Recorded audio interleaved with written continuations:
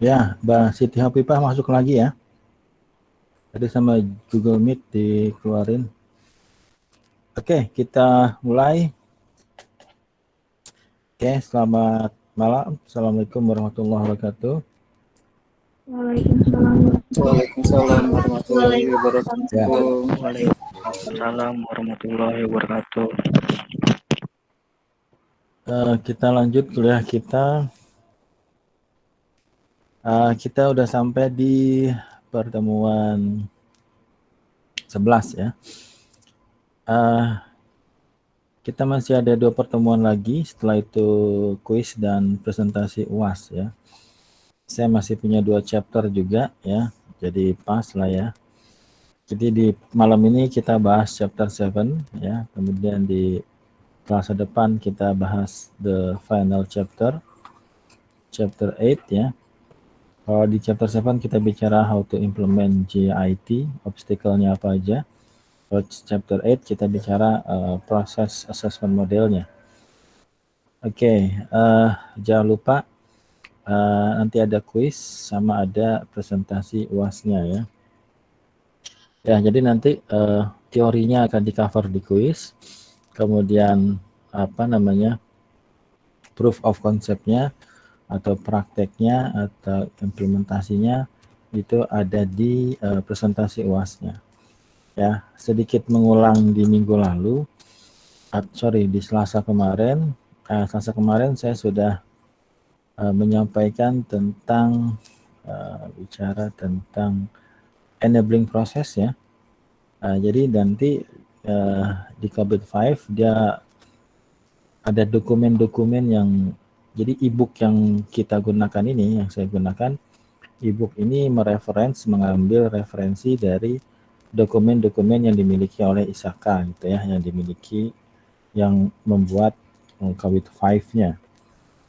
Salah satunya sudah kita bahas di minggu lalu, bicara tentang enabling proses, dan salah duanya sudah saya up di sudah habis waktunya. Sudah saya up di LMS ya, harusnya ada di sini.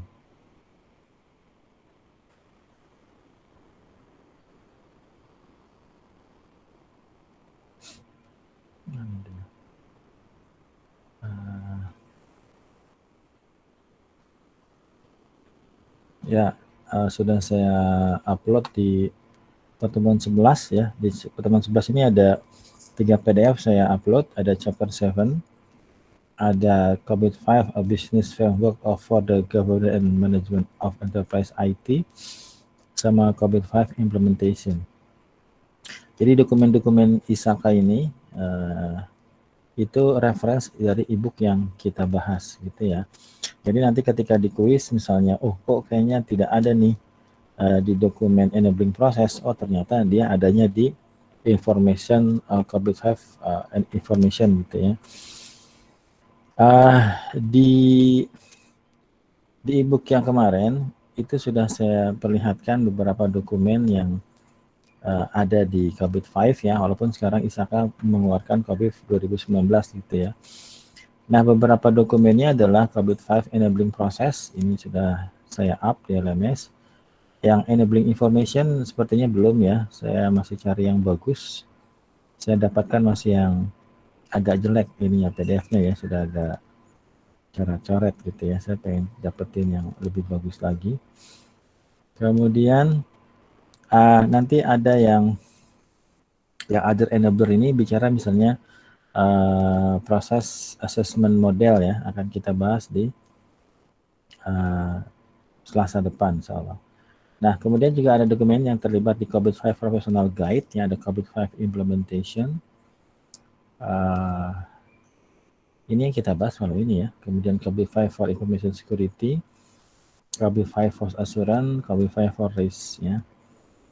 Oke, jadi kalau yang Anda lihat di LMS yang sudah saya up beberapa dokumen-dokumen yang digunakan ISAKA ya, di Kabit 5 ya. Di sini saya mengeluarkan enabling proses, ini beberapa kali sudah saya up sebenarnya ya dokumen itu. Oke. Ini ya, ini beberapa kali saya upload. Ya. Sorry. Kenapa jadi buka ini? Ya, oke. Nah, jadi maksud saya coba kita lihat saya liatin ini dulu ya. Oke.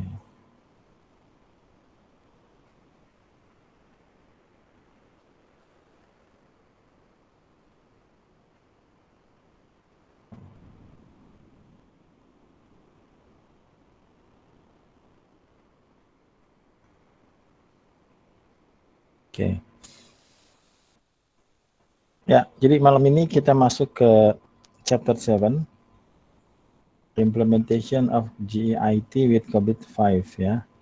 Jadi istilah yang digunakan di COVID-5 itu bukan IT governance ya. Jadi mereka menggunakan istilahnya adalah GEIT ya, GEIT. Jadi bukan IT government ya. Tapi terminologi yang digunakan adalah GEIT, Governance, Enterprise, IT gitu ya, with COVID-5 gitu. Ini diawali oleh quote dari Thomas Alva Edison. Dia punya statement, the value of an idea. Ya, ini ada hubungannya dengan chapter yang sedang dibahas ya, yang akan dibahas. The value of an idea, ya, dia bilang nilai dari sebuah ide itu lies, ya, bukan ini ya, bukan berbohong ya, tapi terletak ya, lies in the using of it ya. Jadi nilai dari sebuah ide itu terletak atau terlihat ya, atau dapat dinilai ya, dapat diukur dengan menggunakan idea tersebut. Ya, ini lebih spesifiknya lagi adalah kita tidak hanya bicara tentang konsep dari GEIT with COVID-5, tapi bagaimana mengimplementasikannya. Di sini nanti bicara tentang pertama bagaimana cara kita memahami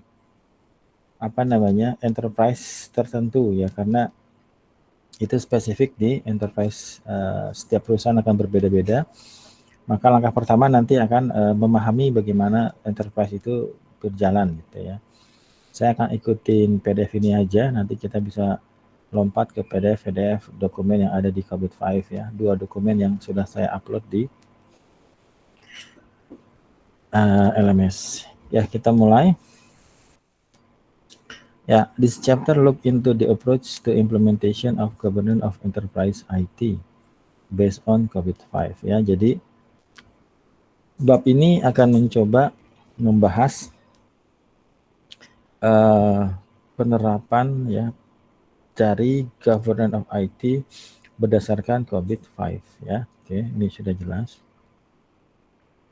Kemudian it is important to recognize there is not a mandatory approach to the implementation of GIT. Dikatakan penting untuk dipahami, tidak ada pendekatan yang mati gitu ya, pendekatan yang wajib ketika orang mengimplementasikan GIT ya, tata kelola di enterprise di bidang IT.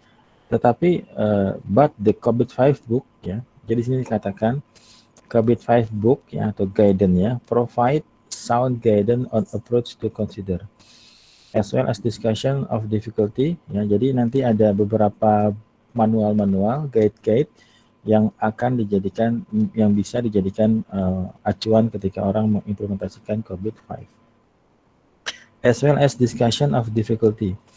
Begitu juga nanti ada pembahasan tentang kesulitan orang ketika mengimplementasikan sebuah sistem baru ya, that may arise and method of avoiding or overcoming this. Jadi ibaratnya ketika orang mencoba merubah sebuah sistem pasti ada penolakan gitu ya. Nah, ini sudah dibahas ya, bahkan di sini nanti ada beberapa difficulty yang memang di list sama dia. Oke, saya lanjut aja.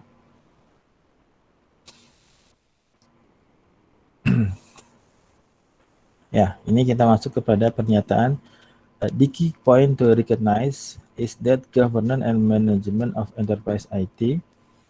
Di sini adalah kunci pentingnya ya, poin kunci ya, yang harus dipahami adalah governance, tata kelola, ya, tata kelola dan manajemen of enterprise ya. Di sini pernyataannya adalah must be specific to your enterprise. Ya, harus spesifik kepada perusahaan yang akan diterapkan. Sudah pasti gitu ya.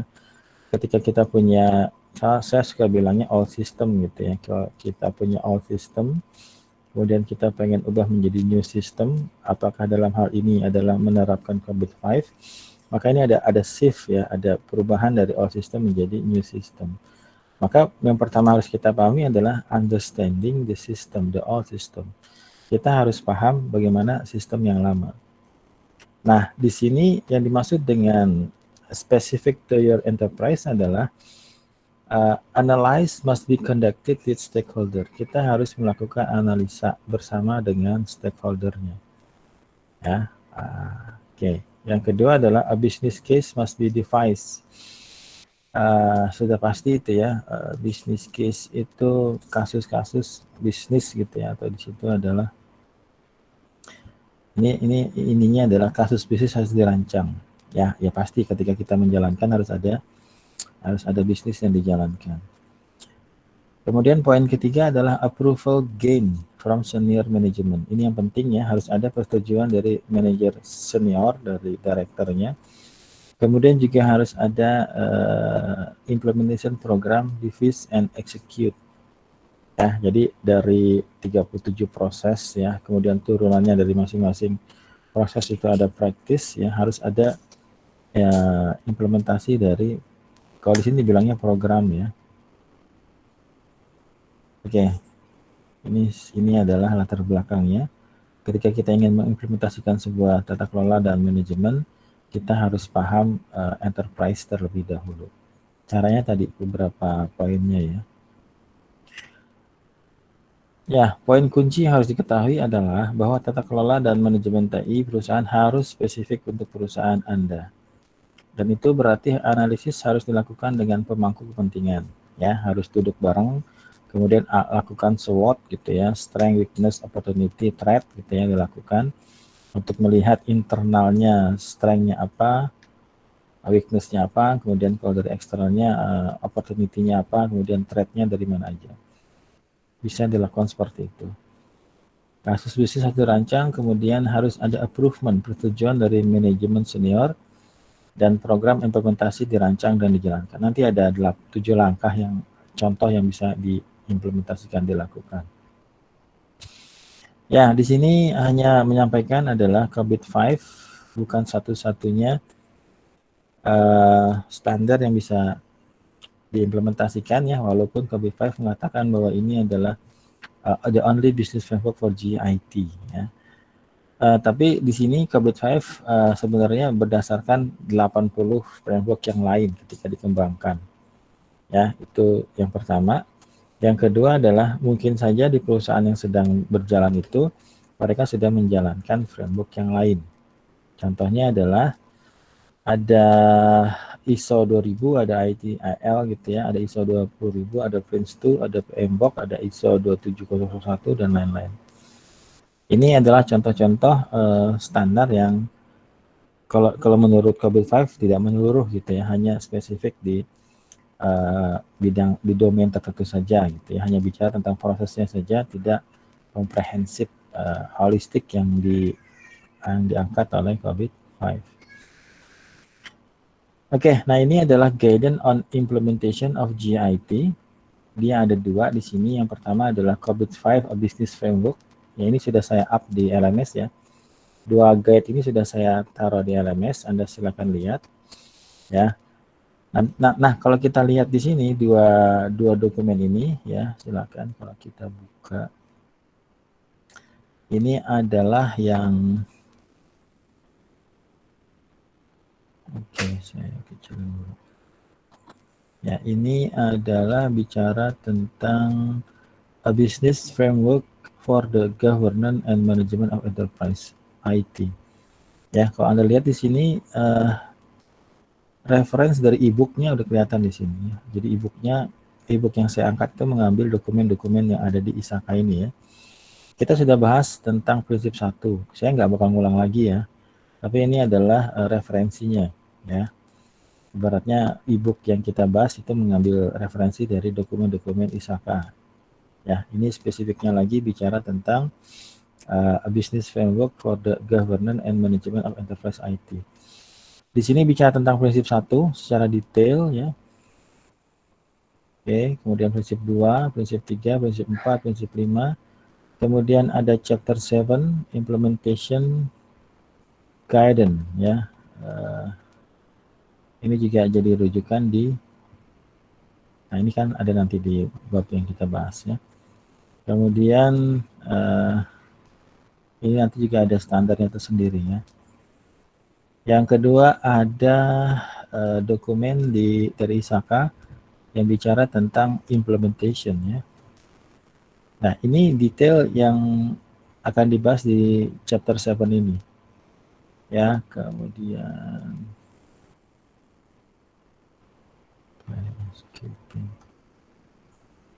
ya. Nah, ini. Ya, ini nanti ada di pembahasan e-booknya ada di sini ya, ada 26. Ada 26 resiko yang dihadapi oleh perusahaan dan dicoba dihandle oleh COVID-5 gitu ya, melalui proses-proses yang mereka miliki gitu ya. Jadi chapter 7 ini mengambil dari 2 dokumen yang saya upload di LMS gitu ya, gampangnya kayak gitu. Ya, oke. Jadi nanti saya akan mau reference juga ke sini untuk detailnya, tapi kalau misalnya cukup kita bahas di sininya saja juga kita tidak perlu detail tapi untuk yang enabling proses sepertinya harus ya, yang di pembahasan Selasa kemarin. Oke, di sini kita masuk kepada many reader of this book are likely to have been employed in their enterprise for many years and so will have a strong understanding of the process. Di sini disampaikan banyak pembaca dari buku ini sudah bekerja di sebuah perusahaan untuk waktu yang lama. Ya, maka mereka akan memahami bagaimana jalannya operasi di sebuah perusahaan yang tempat mereka bekerja gitu ya. Kenapa? Ya itu ya untuk memahami walaupun mungkin nanti di level yang berbeda pemahamannya akan berbeda ya, tergantung dari scope mereka bekerja gitu ya. Di level operasional sama manajemen tingkat bawah, manajemen tingkat atas kan pasti beda gitu ya pemahamannya. Nah, di sini kita masuk kepada bagaimana konsultan ya yang akan mengasis ya sebuah perusahaan. Consultant who visit enterprise to assist the GIT implementation will initially conduct activity to understand the enterprise. Ini cara konsultan memahami sebuah perusahaan ketika mencoba mengasis sebuah enterprise ketika ingin mengimplementasikan GIT menggunakan COVID-5. Mungkin tidak COVID-5 aja ya, GIT lah secara general. Nah, apa aja harus dipahami oleh konsultan? Ini kayaknya keluar di quiz ya. Ya, jadi orang luar, external stakeholder ya yang mencoba membantu mengimplementasikan GIT COVID-5, maka dia harus paham poin-poin berikut ini. Yang pertama adalah harus paham misi, visi, prinsipal ya. Jadi harus ada nih ya. Perusahaan harus punya misi ya. Harus punya visi, harus punya prinsipal. Ini biasanya sudah already formally defined in most enterprise. Ya, bahkan perguruan tinggi juga diminta ada visi misi gitu ya. Ada sasaran, ada tujuan. Jadi konsultan harus paham nih visinya apa, misinya apa gitu ya. Yang kedua juga mereka harus paham governance policy and practices ya, kebijakan-kebijakan yang dimiliki oleh tata kelola dan bagaimana pelaksanaannya. Ya, usually many of these already exist ya. kita bicara di prinsip yang pertama bahwa standar ini mencoba ibaratnya memastikan jalannya apa dibilang itu ibaratnya karyawan itu terpenuhi lah ya hak-haknya gitu ya. Ya, apakah itu tuntutan dari pemerintah atau dari kalau di sini standar swasta yang mencoba ibaratnya menjalankan standar COVID-5 di sini ya. Ya, kemudian poin ketiga harus ada memahami ethic and culture ya. Biasanya di setiap perusahaan ada namanya corporate culture gitu ya. Oke, saya tidak tahu apa di perusahaan Anda apakah punya corporate culture ya. Ada beberapa poin yang harus dijalankan ya, budaya yang harus dimiliki oleh setiap perusahaan. Biasanya itu dipengaruhi oleh stakeholder owner-nya ya. Dia yang menentukan biasanya gitu ya.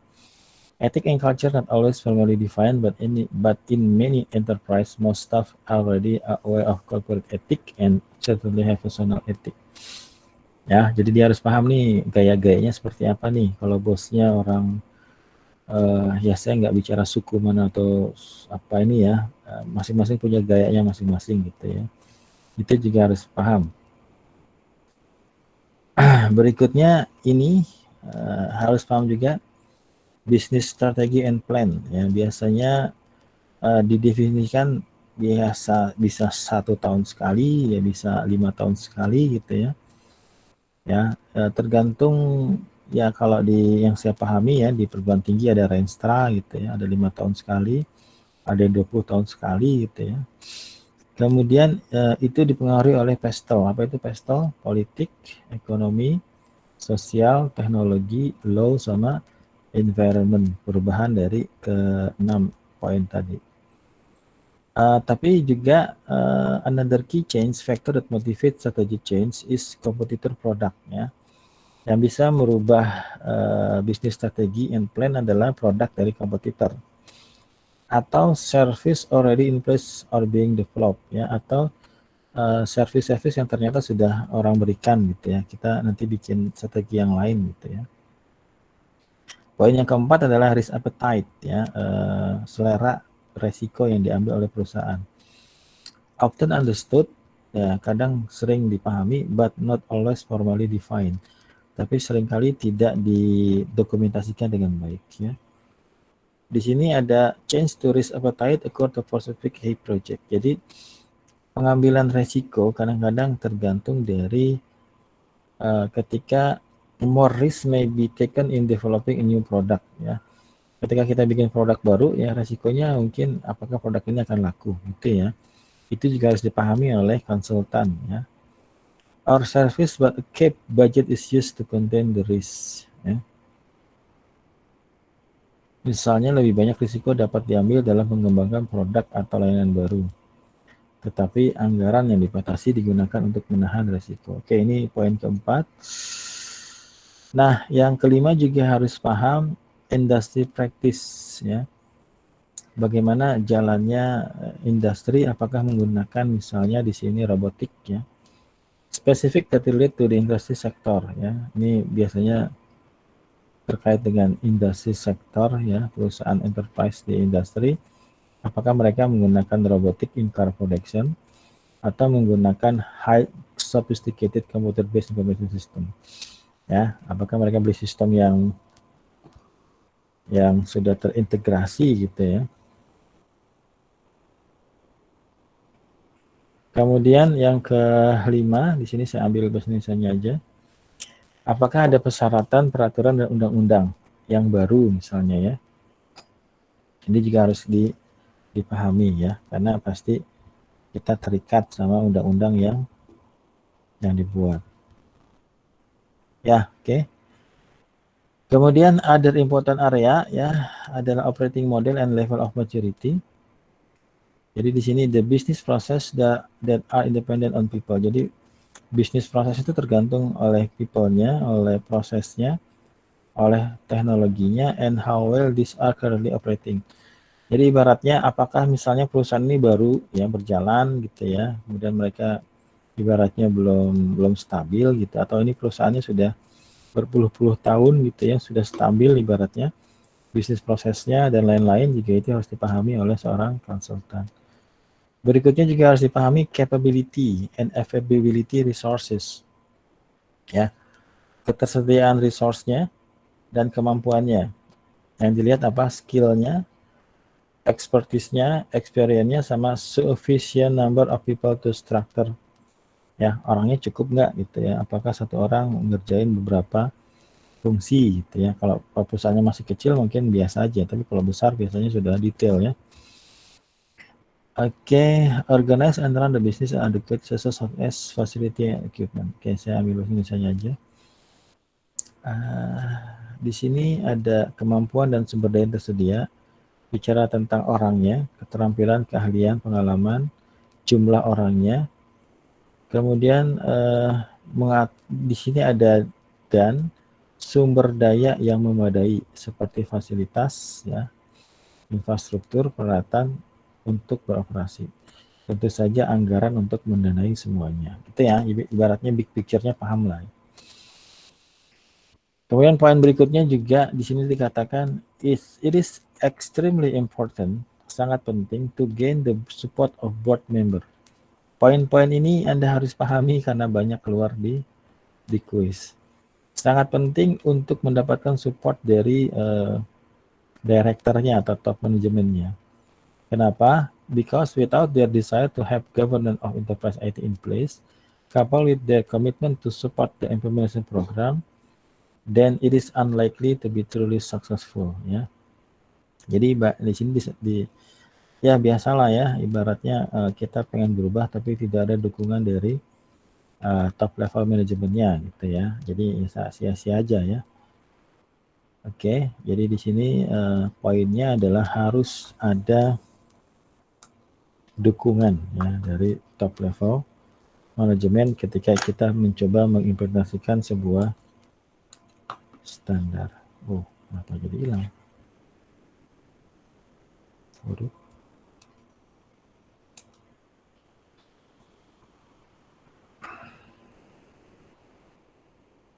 Ya, oke.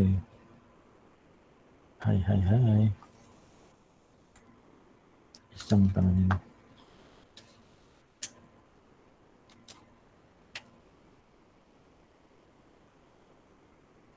Oke, kita lanjut. Ya, ini ya sangat penting untuk mendapatkan dukungan dari anggota dewan ya. Maksudnya director ya di level governor-nya atau manajemen puncak ya. Tapi ini tidak sampai pada ownernya ya. Ownernya menyerahkan semuanya sama direkturnya atau manajemen puncaknya.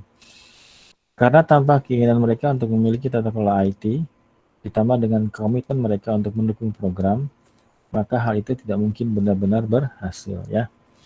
Ribet lah katanya, atau ngeluarin cost gitu ya, buang-buang duit aja gitu ya, sehingga tidak ada dukungan.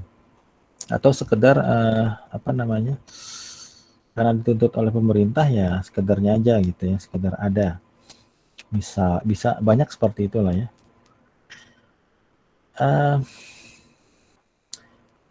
Kemudian di sini ada statement, the program to deliver need to be communicate regularly to all type of IDN.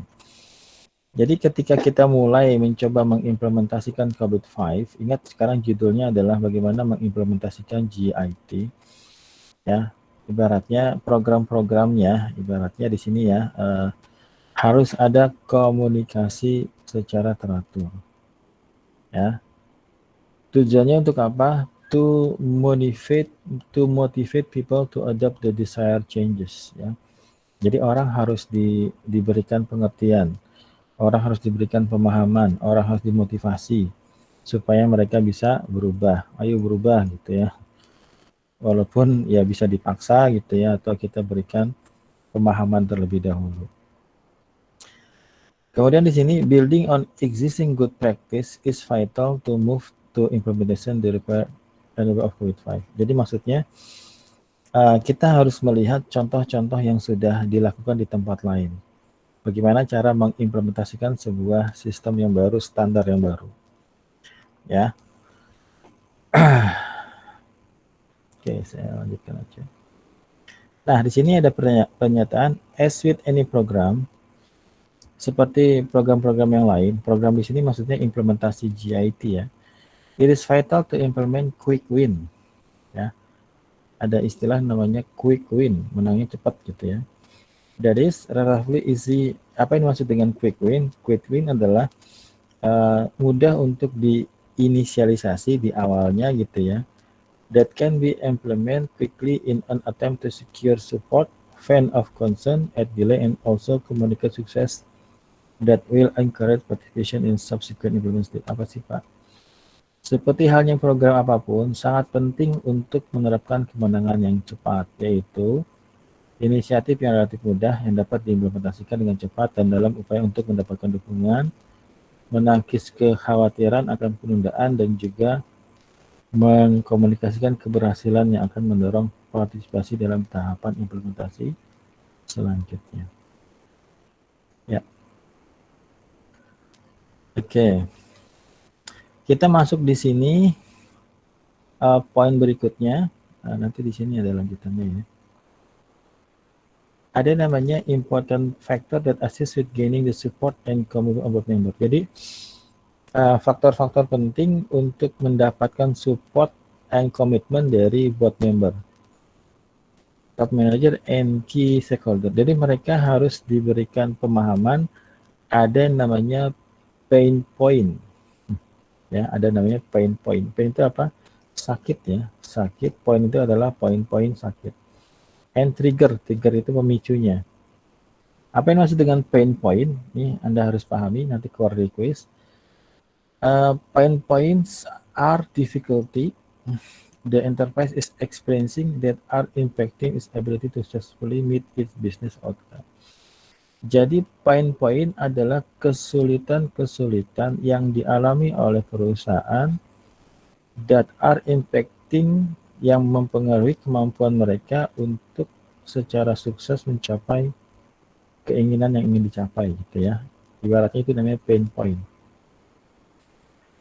Nanti kita lihat contoh-contohnya. Kemudian ada namanya trigger. Trigger adalah important changes that are taking place. Trigger adalah perubahan-perubahan penting yang harus diambil atau harus take place ya. Apa bedanya taking place sama take place? Pemicu adalah perubahan penting yang sedang terjadi atau perlu dilakukan. Oke, taking place. Oke. Nah, di sini ada tabel 71 mencantumkan contoh pain point sama pemicunya. Ya. Oke. Di sini sebenarnya saya bisa loncat ke sini ya. Coba.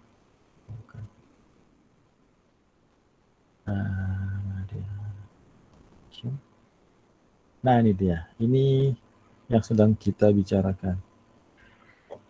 Ada namanya mapping pain point. Ini yang dimaksud dengan tadi ya. Appendix A ini. Di sini bicara tentang ada 26 ya. Pain point map to COVID-5 process ya. Oke, di sini poin-poinnya adalah business frustration with failed initiate, rising IT cost, and perception of low business value. Nah, poin-poin ini akan coba di-solve oleh COVID-5 process yang di sini ya. EDM 02 gitu. Jadi ini ibaratnya sudah mengidentifikasi ya beberapa apa ya yang akan dihadapin di perusahaan gitu ya, secara ibaratnya dalam kesehariannya gitu ya. Oke, saya pikir itu bisa dipahami. Di sini dia ambil contoh outsourcing service delivery. Ini dia ya, outsourcing service delivery problem. So as agree on service level consistently not being met. Ya, masalah ini akan diselesaikan dengan EDM 04, APO 09, APO 10. Jadi intinya tabel ini bicara ada beberapa pain point yang akan dihadapi oleh perusahaan yang coba di-solve oleh COVID-5 melalui proses-proses yang mereka. Jadi ini ada identifikasinya lah, gitu ya. Oke, saya pikir itu bisa diterima. Ini ada contohnya ya. Appendix A of COVID-5 ini yang tadi ya. Ini mapping pain point to COVID-5 process ya. Giving guidance on process that are likely to be important to implement to overcome the pain point. Ya, jadi tadi saya sampaikan ini adalah poin-poin yang biasa dihadapi oleh perusahaan yang coba di overcome oleh proses-proses yang ada di COVID-5. Oke. Nah, ini tadi ya sudah saya sampaikan beberapa pain point-nya. Business frustration over fail IT business, walaupun kalau di sini lebih detailnya lagi dibahas ya. Oke, kemudian harusnya ada dokumen itu ya. Simple decision metric. Oh, ini yang risiko yang 26. Sorry, saya salah paham. Nanti ada lagi di bawah tentang risiko. Ini bicara tentang pain point ya. Jadi pain point itu yang tadi ada berapa tadi? Oke, siapa ini yang baru datang? Mas Agustiansa. Ya, oke. Selamat datang Mas Agus. Kita lanjut ya. Jadi di dokumen implementation COVID-5 di situ di list ya beberapa lengkap lah ya. Di sini ada 1 2 3 4 5 6 7 8 9 10 11 12 13 ya. Ada 13 pain point yang bisa kita jelaskan kepada di level governance-nya ya. Ini pentingnya COVID-5 proses ya. Dia akan menghandle pain point yang ada di sini. Ya. Oke. Kita lanjut aja. Nah, ini triggernya ya. Jadi triggernya bisa karena merger, penyatuan dua perusahaan ya. Ada juga aturan baru, new regulatory compliant requirement.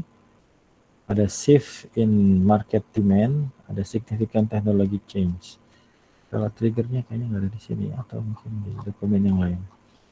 Itu ya, itu adalah pain point yang bisa kita sampaikan kepada di sini penekanannya adalah yang tadi ya, ini nyambung sama yang sebelumnya.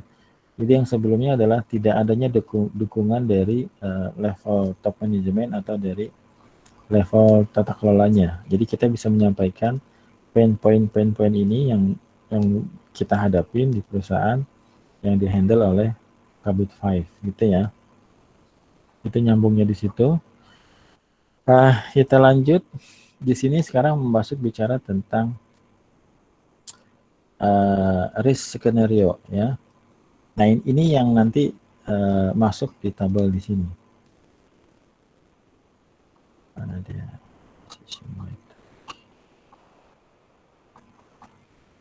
Ini ya, ini adalah mapping example risk scenario to COVID-5 process.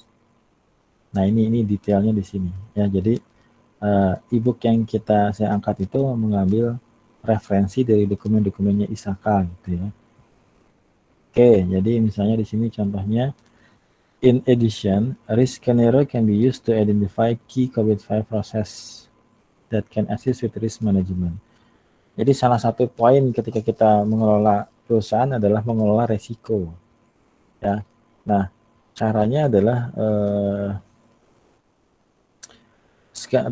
risk scenario can be used to identify key COVID-5 process. Jadi untuk mengidentifikasi proses-proses apa yang akan kita implementasikan, kita bisa menggunakan seperti ini. Ya, di sini dikenal ada 3 key area of risk, ada 3 resiko. Ada benefit value enable risk, ada program atau project delivery risk, ada service delivery IT operation risk. Di sini detailnya di sini. Ya, jadi nanti mapping dari resiko di sini ada benefit value enable risk ya. Di breakdown lagi menjadi IT program selection, new technology selection, macam-macam di sini. Kemudian di sini ada program project delivery risk ya. Nah, dari masing-masing resiko yang mungkin kita hadapin, maka nanti di sini ada solusinya yang ditawarkan oleh COVID-5. Ya, misalnya bicara tentang integration of IT within business process ya.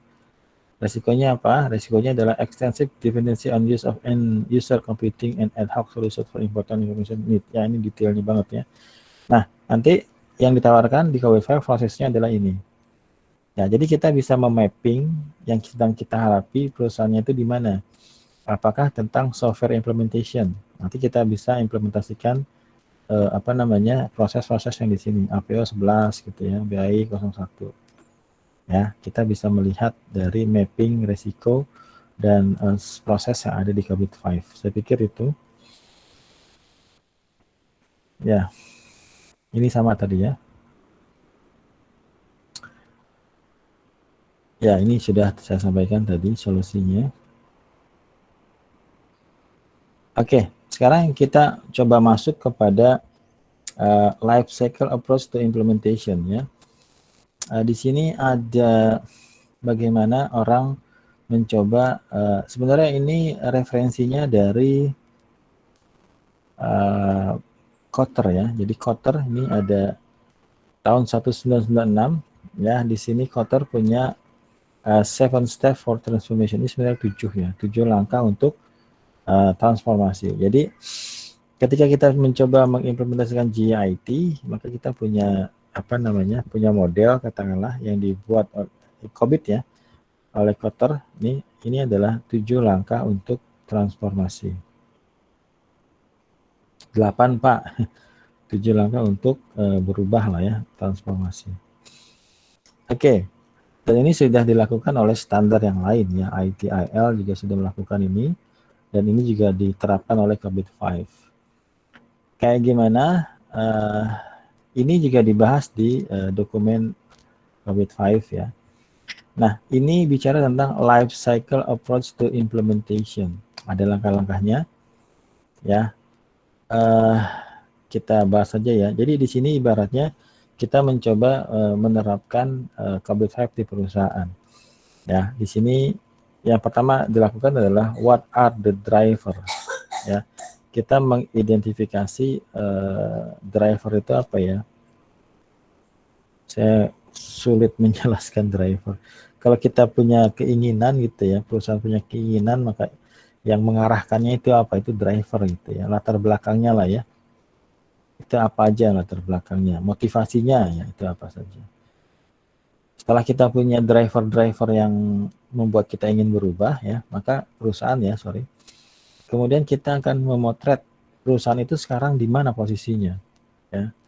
Where are we now ya. Oke, ya untuk setiap perusahaan lah kita bisa jujur, kita coba nanti di chapter 8 ya, ini bisa melihat hasil auditnya. Ya, jadi kita memotret perusahaan kita sudah sampai mana gitu ya. Where are we now? Langkah berikutnya adalah kita mendefinisikan kita mau sampai mana. Where do we want to be? Kita mau sampai mana ya. Yang keempat adalah what need to be done. Kita harus ngapain aja untuk sampai pada yang kita inginkan. Perusahaan itu ya. Kemudian how do we get there? Ya, bagaimana caranya sampai sana.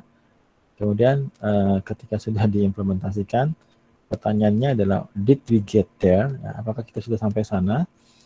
Kemudian langkah terakhir adalah how do we keep the momentum going? Ya.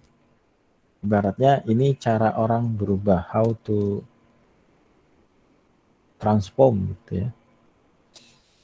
Yang sedang kita bicarakan adalah enterprise, ya, perusahaan, spesifiknya lagi yang coba implementasikan IT. Gitu ya, apa aja langkah-langkahnya ini pasti keluar di quiz ya. What are the driver? Ya, apa yang membuat mereka ingin berubah ya? Penyebabnya apa, latar belakangnya apa? Melihat sekarang di mana posisinya, where are we now? Kemudian where do we want to be? Kita gambarkan perusahaannya dalam 5 tahun ke depan, dalam 30 tahun ke depan mau seperti apa. Kemudian what need to be done, apa aja harus dilakukan ya. How do we get there, bagaimana caranya sampai sana. Kemudian mungkin setelah 1 tahun, 2 tahun, 3 tahun ada pertanyaan did we get there ya. Udah sampai gitu ya. Kemudian pasti perusahaan kalau udah sampai bukan berarti dia berhenti kan, pasti ada improvementnya lagi gitu ya. Konsep itu yang diadaptasi di perguruan tinggi ya, konsep namanya Kaizen ya. perubahan secara bertingkat, peningkatannya gitu ya. Oke, nah saya lanjut aja ke sini ya. Jadi di setiap fase dari life cycle approach to implementation nanti dibagi menjadi 3. Di sini ada program management, ya, ada change enablement, sama ada continual improvement life cycle. Gampangnya bisa kita pahami di tabel di sini. Ya, di tabel ini adalah menjelaskan relasi antara activity that should take place, aktivitasnya apa saja, dengan setiap fase yang ada. Ingat tadi ada 7 fase ya. Ada 1, ada 2. Apa yang pertama tadi? What are driver? Latar belakangnya apa? Kemudian di sini, ini ada ini. What are the driver? Where are we now? Where do we want to be? What need to be done? How do we get there? Did we there? Did we get there? How do we keep the momentum going? Oke. Alasannya kenapa harus paham? Nomor 1 adalah keluar di kuis. Nomor 2 ya Commit 5 ya harus menjelaskan tentang di sini. Oke ya. Jadi di sini kita bagi menjadi program management, kemudian change enablement, kemudian continual improvement life cycle. Di fase di sini, di fase ini ada 7 fase ya. Di level di sini program management yang dilakukan di what are the driver adalah initiate program. Kita menginisiasi program. Nanti kita lihat breakdown-nya lagi siapa yang melakukan ya, ada di bawah nanti. Yang kedua adalah define problem and opportunity. Ya, ini bisa melakukan SWOT gitu ya, strength, weakness, opportunity, threat gitu ya. Kita melihat problem-problem apa dan opportunity apa yang kita miliki. Kemudian kita define roadmap ya, bisa dalam setahun, 5 tahun, 20 tahun ya. Kita bikin roadmap, kemudian plan program mungkin ini dalam setahun, dalam sebulan, dalam 3 bulan. Kita lakukan apa yang akan kita lakukan gitu ya. Dan yang paling sulit adalah execute ya, semua sulit ya. Execute plan ya, menjalankan apa yang kita rencanakan. Ya, kemudian setelah itu berlangsung 1 tahun, 2 tahun, kita akan melihat apakah ada keuntungannya ya, atau apakah sudah tercapai apa yang kita rencanakan ya. Kemudian yang terakhir adalah review effectiveness ya. Efektif itu berarti hasilnya ya, outputnya, koefisien caranya ya. Jadi kita mereview cara kita yang kita lakukan, melihat dari outputnya ya, apakah sudah efektif. Ya, itu ya. Jadi ini bisa dilakukan dimanapun, di level perusahaan apapun, bahkan pribadi juga bisa seperti ini ya. Di level kedua, di change enablement ya, kita establish desire to change ya, mewujudkan apa yang kita inginkan gitu ya. Kemudian form implementation team, kita bikin tim ya. Kemudian communicate outcome, kita mengkomunikasikan outcome-nya mau seperti apa ya, kita mau sampai mana kan di sini. Nah, di sini ada identify role player, siapa aja yang harus terlibat ya, divisi mana aja melakukan apa. Kemudian how do we get there, ada operate and use. Kemudian di sini kita tambahkan pendekatan yang berbeda dan sustain, mempertahankan ya. Di level continual improvement life cycle, kita di what are the driver, recognize need to act, kemudian assess current state, define target state, build improvement, implement improvement, operate, evaluate and measure, monitor and evaluate. Ini yang disampaikan oleh Kotter gitu ya, 7 fase ini.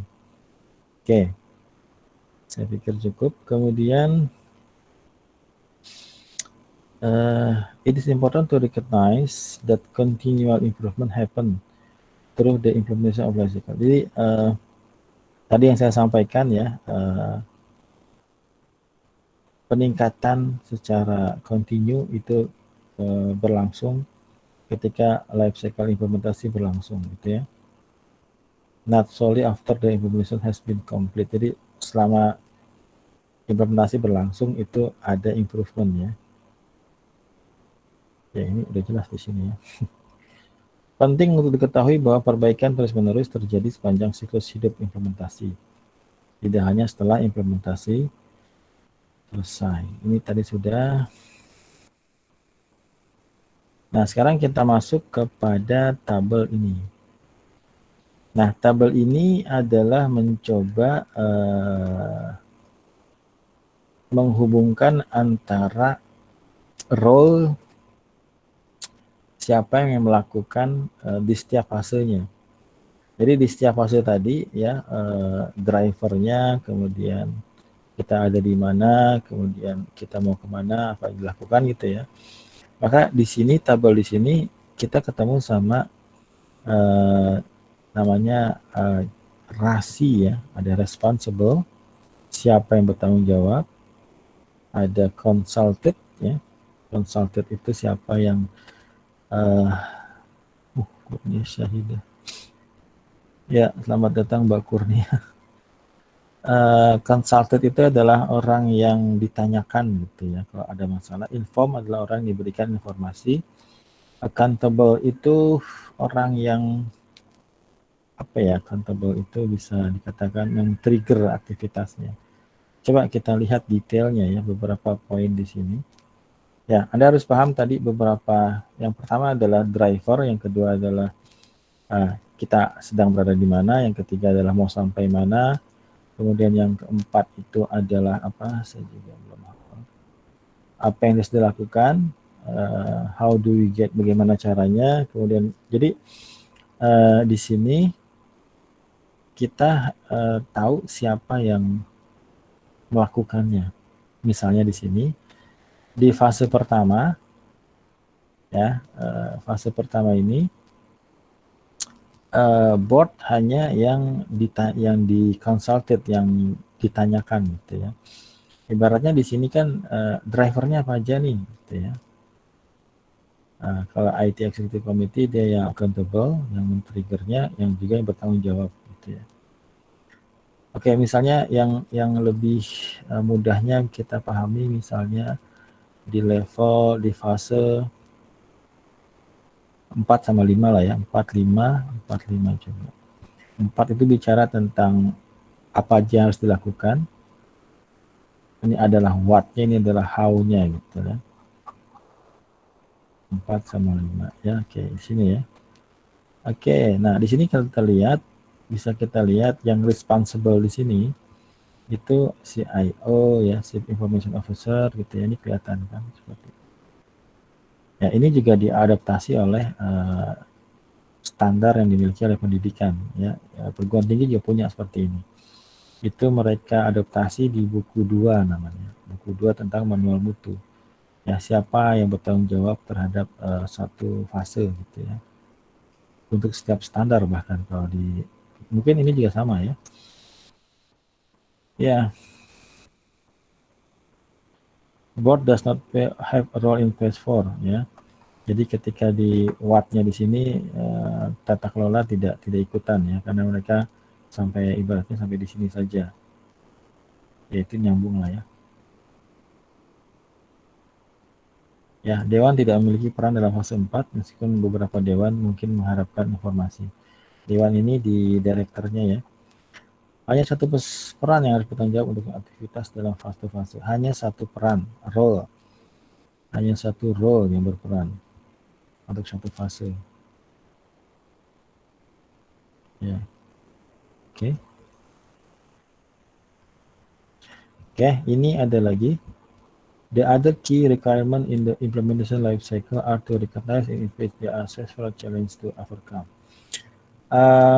Yang harus dipahami juga ketika kita mencoba mengimplementasikan GIT di setiap fasenya. Nomor pertama adalah lack of senior manageable buy-in, commitment and support. Di fase pertama itu kurangnya dukungan, komitmen dan dukungan manajemen senior. Ya, ketika kita bicara tentang what are the driver ya.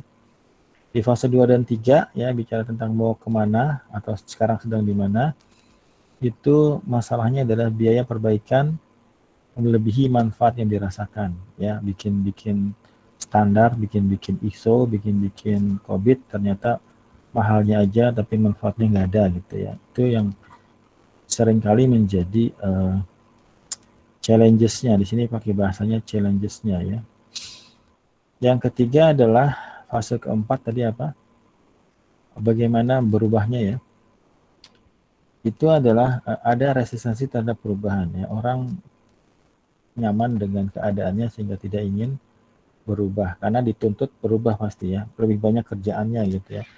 Ada divisi tambahan yang harus menghandle.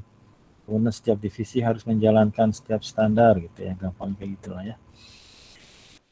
Itu di fase keempat. Di fase kelima apa fase kelima tadi? How ya. Bagaimana caranya? Di sini dikatakan trying to do much at once, tackling overly complex and or difficult problem. Ya, jadi seringkali ketika orang bicara bagaimana cara fase 5 ya. How do we get there? Kadang-kadang terlalu banyak proses yang dilakukan gitu ya. Karena pengen cepat beres saja gitu ya. Dan nomor 6, nomor 7 ini bicara tentang are we get there? Ya kan? Nomor 6 ya, are we get there? Nomor 6 itu apa? Did we get there? Sama how do we keep the momentum going? Ya, jadi ketika kita di level itu, di fase itu, yang menjadi challenges adalah difficulty in showing or proving benefit. Ya, orang kadang-kadang nggak percaya itu bagus, ya, kalau belum kelihatan hasilnya, gitu kan? Atau udah kelihatan hasilnya juga orang masih nggak percaya gitu ya, kok lo bisa gitu ya. Itu termasuk kesulitan challenge ini. Siap-siap aja keluar di kuis ya, poin-poin seperti ini. Ini bicara tentang apa? The other key requirement in the implementation life cycle are to recognize that in each phase there are several challenges to overcome. Ya, di setiap fase itu ada obstacle-nya, ada challenges-nya. Ya, di fase 1 bicara tentang drivernya, ya tidak ada dukungan dari senior manager, tidak ada komitmen, tidak ada support ya. Mereka ibaratnya tutup mata aja lah. Itu tuntutan dari pemerintah ya sudah gitu ya. Ibaratnya cuma seperti itu aja. Oke, fase 2 dan 3 tadi bicara apa? Kita udah sampai di mana dan kita mau sampai mana, ya. Cost of improvement outweighing perceived benefit.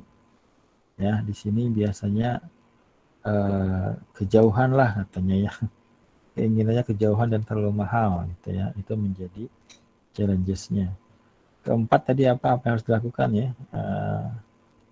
Ibaratnya nggak usah berubah lah, gini aja udah bagus-bagus aja. Kita bicara tentang perusahaan ya. Ya, ini disampaikan di guide COVID-5 implementation tabulate 21 challenges. 21 challenges. Oke. Coba saya lihat. Oke, tadi belum kelihatan ya. Challenge sama exemplaris kan beda ya.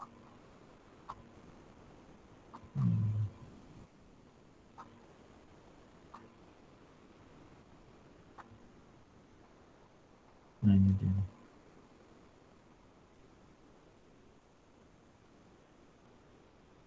Nah, ini challenge-nya ya. Ya, oke.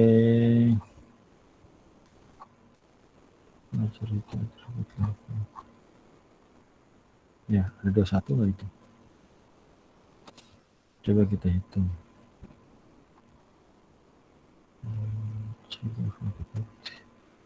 2, 3, 4, 5, 6, 7, 8, 9, 10, 12, 13, 14, 15, 16, 18.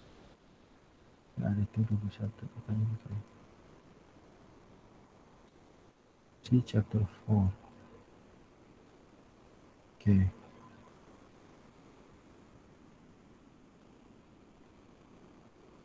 Oh, ini dia. Wow.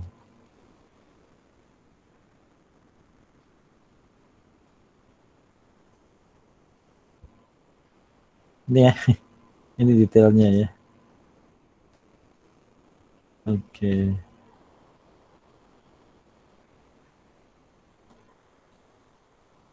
Ya, ini challenge. Ini di setiap fase ya. Kalau tadi versi singkatnya lah. Kalau di sini dibahas satu-satu. Ya, di fase 1, what are the driver? Ini root cause-nya. Lack of understanding and evidence of the important urgency and failure of improvement government of to the enterprise. Ya, ini wawasan aja ya. Di sini lengkap banget.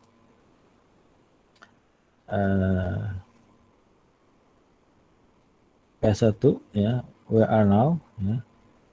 Root cause-nya, success factor-nya, challenge-nya di sini. What need to be done? Ya, not enough consideration of culture changes, stakeholder perception, and organizational change required. Ini lengkap banget ya. Tapi saya nggak minta sampai sini lah ya. Saya tidak menuntut Anda sampai sini ketika presentasinya. Tapi kalau nanti ada jurnal atau skripsi yang bahas, Anda tahu mau lihat kemana referensinya gitu ya. Ya, oke, itu detail banget ya. Tapi saya nggak sampai sedetail itu lah ya. Ini tadi sudah ya.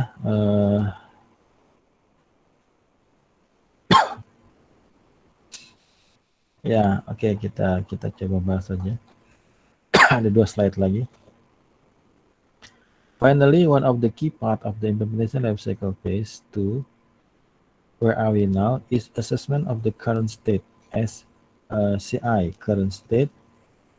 A key part of this assessment is to determine the as is state, yeah. Particularly a key service that the enterprise has decided and need to be implemented. Nah, ini cuma bicara di fase kedua ya, where are we now? CI current state. Kemudian ada gap between as is state and to be state. Can be determined to plan the implementation activity. Ya. Nah, ini terakhir ya, proses assessment model.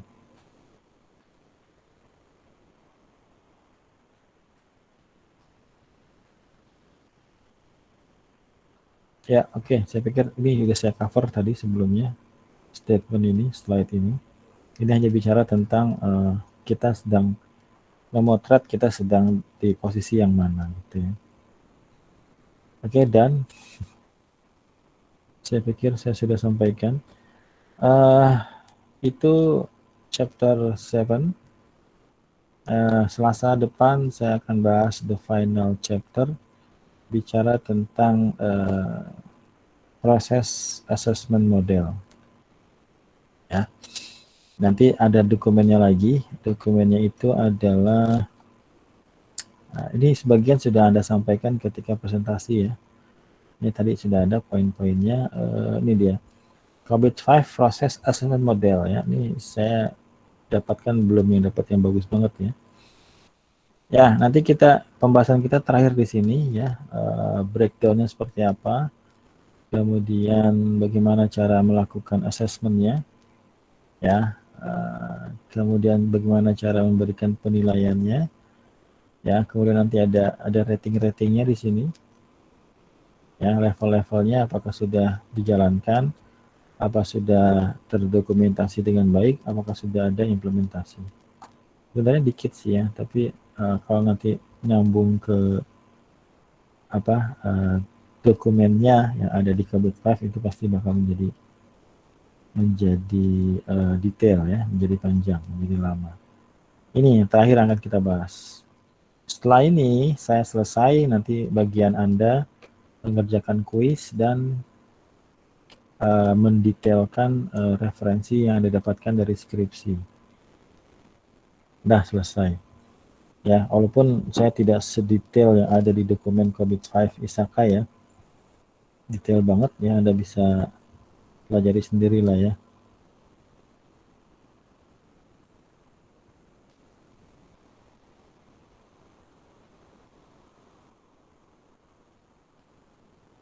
Ya, oke. Jadi untuk presentasi sebenarnya ada 2 ya. Ada 2 poin yang Anda harus siapkan secara kelompok ya. Yang pertama adalah terkait dengan chapter chapter 6 ya, bicara tentang detail dari satu proses, ya, detail dari satu proses. Ya. Ya, jadi nanti yang kedua itu akan Anda lakukan di chapter 8 ya, bagaimana mengakses prosesnya ya. Ya. Jadi nanti 2 poin penting yang Anda presentasikan adalah merujuk pada dokumen yang ada di enabling proses. Tapi tidak sedetail, ibaratnya acuannya di sini. Ya, Anda harus mengidentifikasi dari skripsi yang ada, proses apa yang diangkat, itu satu. Nanti bagi-bagi dengan teman-temannya. Ini kan kelompok ya, satu skripsi 3 orang. Kalau ada 9 berarti 3-3. Ya, nanti Anda lihat, oh ini ternyata APO 06. Nah, dari APO 06 nanti di breakdown, Anda harus melis di sini labelnya, name-nya, areanya, domainnya, itu seperti yang dibahas di sini. Yang dibahas, sorry, itu pembahasan minggu lalu ya. Atau Selasa lalu. Atau saya lihatin di sini. Ya, oke. Jadi, 2 part yang ada di presentasi yang Anda lakukan di presentasi UAS itu adalah yang pertama ini, Anda membreakdown detail dari sebuah proses. Ada proses number-nya, ada proses name-nya, ada area, ada domain, ada proses description-nya, Anda tinggal translate aja. Ya, dan lain-lain. Ini poin-poin yang Anda harus jelaskan sampai pada activity-nya. Nah, jadi dari skripsi yang ada, Anda identifikasi apa saja yang diangkat, kemudian Anda detailkan. Kalau di skripsinya sudah detail, itu sudah bagus. Tapi kalau belum, Anda mereference dari ISAKA enabling process. Anda ambil di sini, Anda tinggal translate. Seperti itu. Sampai pada di sini ya, basis start-nya, ya, basis start. Kemudian sampai description dari setiap practice-nya.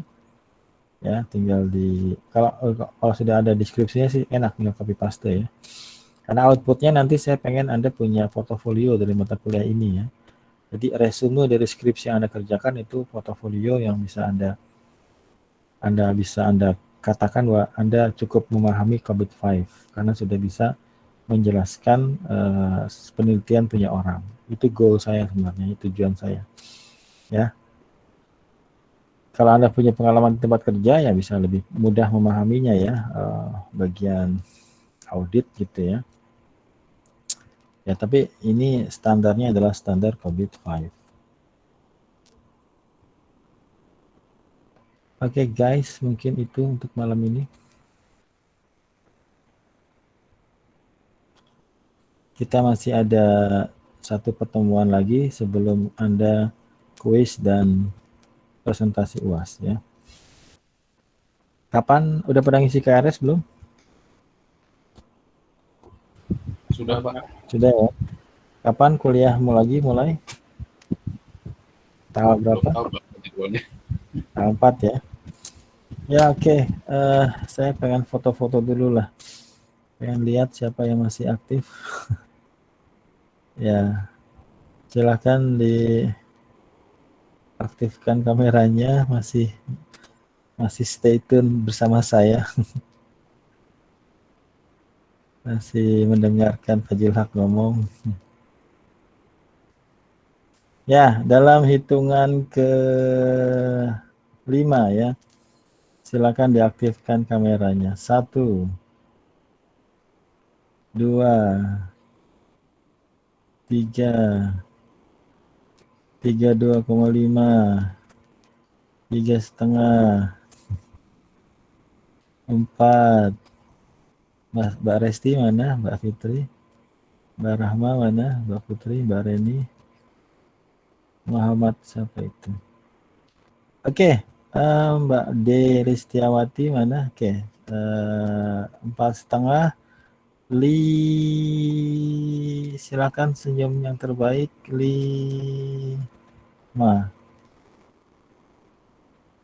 Oh, kok gagal? Sekali lagi. 5. Oke, I get it. Ya, oke guys, ada pertanyaan tidak? Nanti kita akhiri di hari Selasa teorinya. Semuanya kita bungkus di hari Selasa.